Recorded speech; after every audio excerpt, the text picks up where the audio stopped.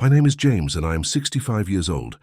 Life has taught me many lessons, but none more painful than the one I am about to share. If someone had told me years ago that the same daughter I raised with love and care would one day be reduced to tears by the very man who promised to protect her, I would never have believed them. Elly, my only child, was the light of my life.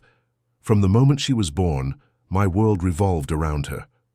Her laughter could heal my tired soul after long days of work, and her smile was the kind of sunshine that never faded, no matter how dark the clouds above me were. Her mother, my beloved wife Anna, passed away when Elly was just 15. That loss changed everything in our lives. Elly became not only my daughter, but also my closest companion. I did everything I could to fill the void her mother's death had left. I cooked for her even when I didn't know how, burnt food and all. I sat with her late into the night as she cried silently for the mother she would never see again, and I promised myself that I would raise her strong, independent, and brave. She grew up into a graceful young woman, gentle yet determined, with the same kindness her mother once carried in her eyes. When Elly turned 25, she introduced me to David. At first I was hesitant. Every father is, when it comes to the man who wants to take his daughter's hand. David was charming, polite, and spoke with a confidence that made people trust him instantly. He was well-dressed, educated, and claimed to have great ambitions. I could see the way Elly looked at him, with admiration, with love, with a belief that he was the one destined to stand beside her in life. For her sake, I welcomed him. I wanted to believe in him, because Elly believed in him. Their wedding was one of the happiest days of my life. I remember standing beside her in the church, walking her down the aisle, my heart heavy but proud. She looked like an angel in her white dress, her hand holding mine tightly, as if she didn't want to let go. When I placed her hand into David's, I prayed silently that he would cherish her, protect her, and never let her cry. That was all I ever wanted. I didn't care about riches or status. I cared only that Elly would have a partner who would treat her with the same tenderness I had tried to give her all her life. For the first few years, things seemed perfect. They bought a small but beautiful house, and Elly often told me how happy she was. She called me nearly every day, sometimes to share the little details of her life, sometimes just to hear my voice. David, too, appeared respectful whenever I visited. He would pour me tea, sit with me, and ask me about my health. I was beginning to believe that my daughter was truly blessed with a good man. But as the years passed, small cracks began to show. Elly's calls became less frequent. Whenever I asked her how she was, she said she was fine, but her voice carried a hidden weight. I noticed she smiled less when she visited me, and there was a weariness in her eyes that no amount of makeup could hide. I asked her many times if something was wrong, but she always brushed it off, saying she was just tired from work or busy with household responsibilities. One evening, while I was having dinner at their house, I noticed something that unsettled me. David spoke to her sharply, almost dismissively, when she made a small mistake while serving food. It was not the words themselves that hurt me, but the coldness in his tone, the lack of respect. Elly lowered her eyes and remained silent, as if she had grown used to it. My heart sank, but I said nothing that day. I didn't want to interfere in their marriage too soon, hoping it was just a moment of stress.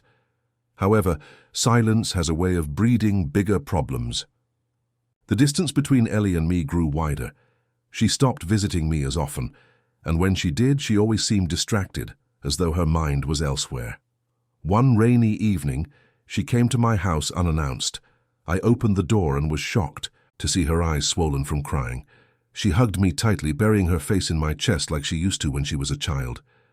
"Dad," she whispered, "I don't know how much longer I can take this." Her words shook me. I sat her down and tried to calm her, gently asking what had happened.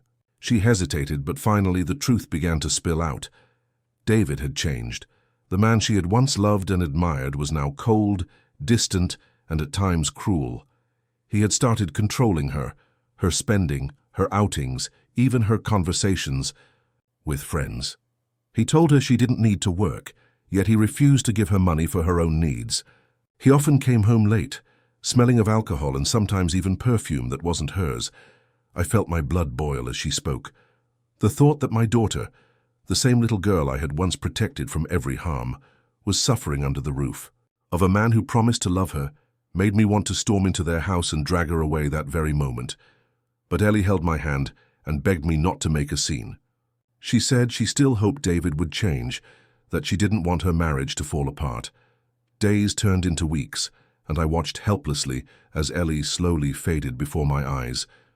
She lost weight, her laughter disappeared, and the sparkle in her eyes dimmed. I confronted David once during a family dinner, asking him if something was wrong between them. He smiled, brushed off my concern, and said everything was fine. But I saw the way his eyes narrowed at Elly, warning her to stay. Silent? That look told me more than his words ever could.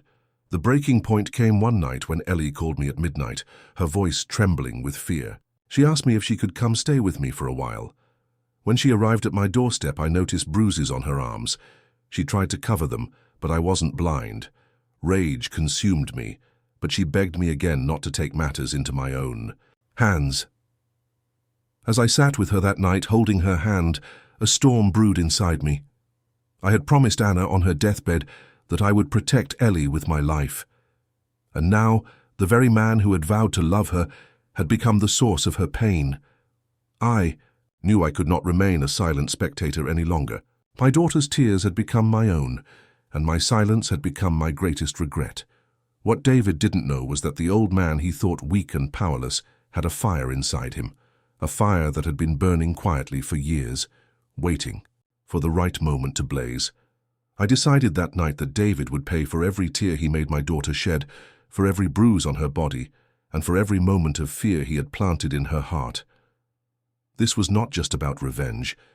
It was about justice, and justice, I swore, would be served.